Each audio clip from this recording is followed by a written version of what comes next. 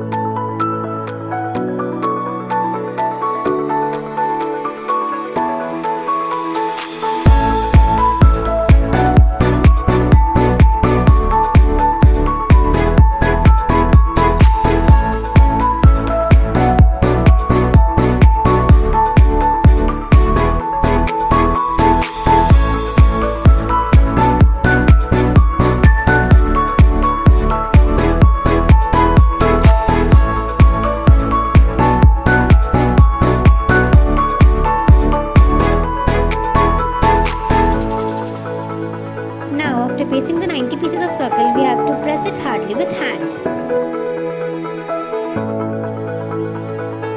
That's how it turned out.